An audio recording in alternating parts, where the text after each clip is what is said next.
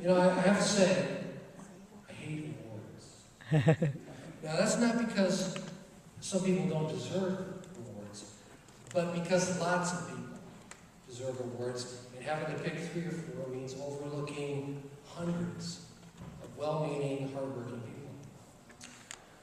But the purpose of this Green Hall of Fame really is so we can grow it. It's not like who's the best this year. It's like it's a modest start, and we'll just keep adding every year, and I hope eventually everyone in this room is in the Hall of Fame for your passion for doing the right thing and your tireless activism for the planet.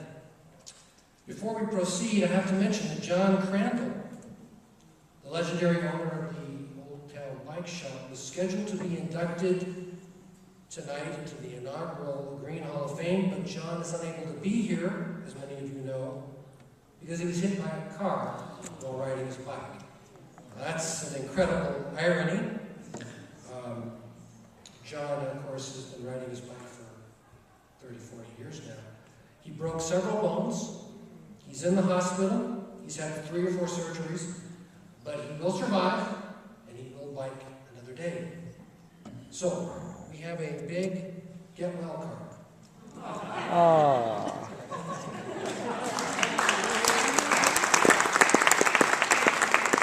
This is going to be on the J&P table right outside the door. So if anyone wants to add their name and wish John a speedy recovery, look for that before you leave.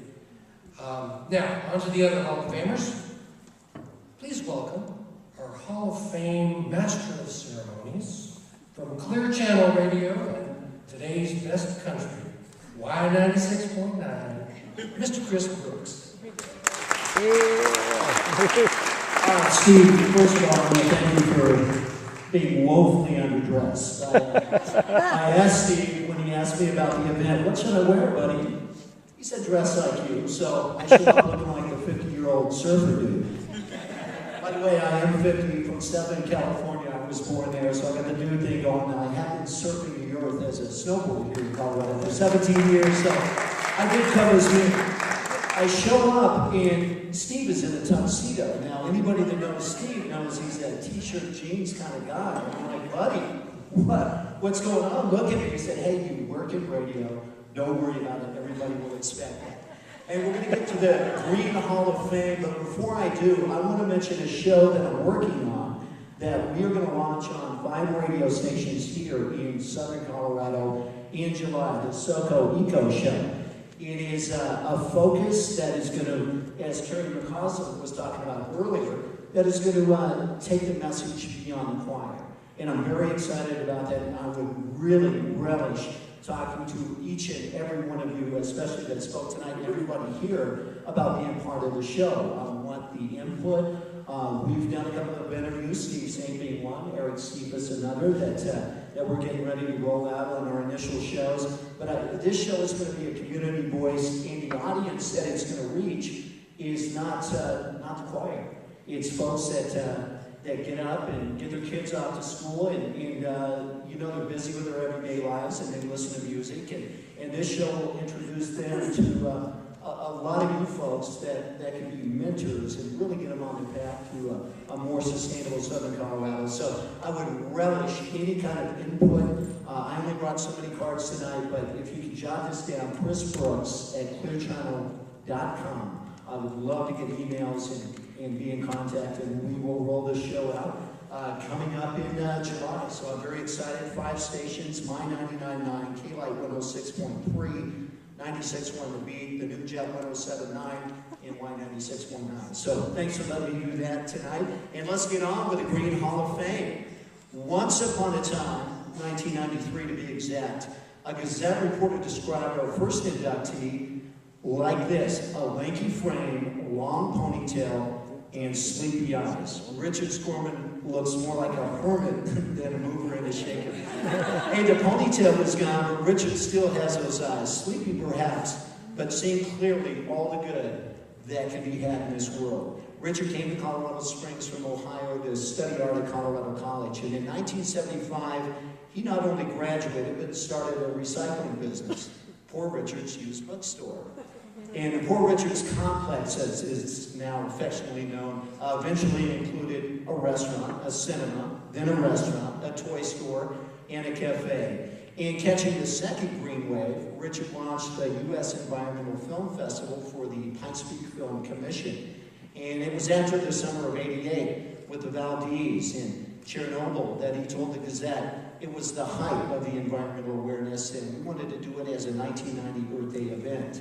In 1993, Richard signed on as the executive director for the fledgling Colorado Environmental Coalition, a statewide umbrella organization for environmental groups. The job lasted about a week, and that's when Richard decided the organization needed a high-powered fundraiser, not an environmental activist commuting between the Springs and a Denver apartment. In the last decade, of course, Richard's activism took a decidedly political turn. He was not only elected to the Colorado Springs City Council in '99 and re-elected in 2003, but he also helped craft the before-mentioned TOPS initiative.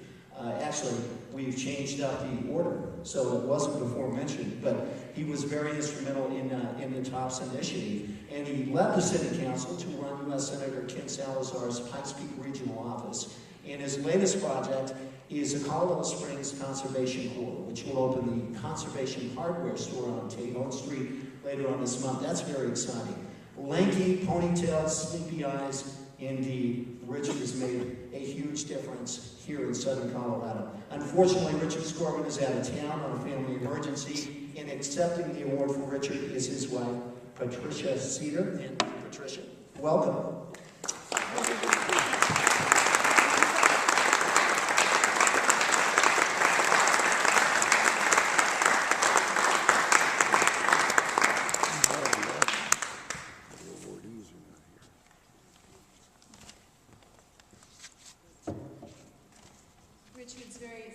Richard's very sorry not to be here.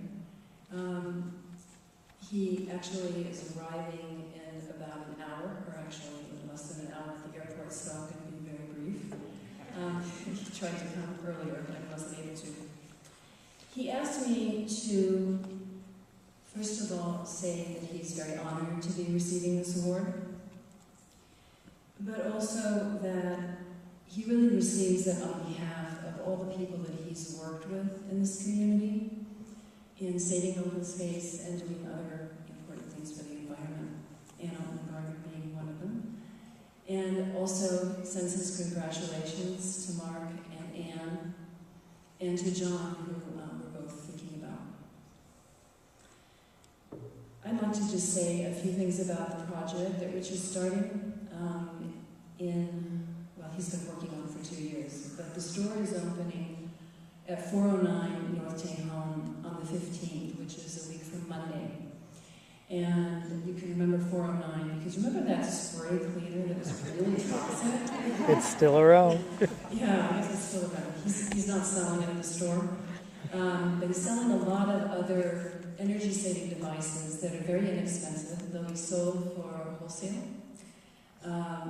And he'll be launching, or he and his team will be launching, also the Adopt a Building campaign and Homegrown on Tejon, which is a farmer's market of local micro-farmers, people who have too many zucchinis that they're growing in the backyard, will be coming down on Monday midday.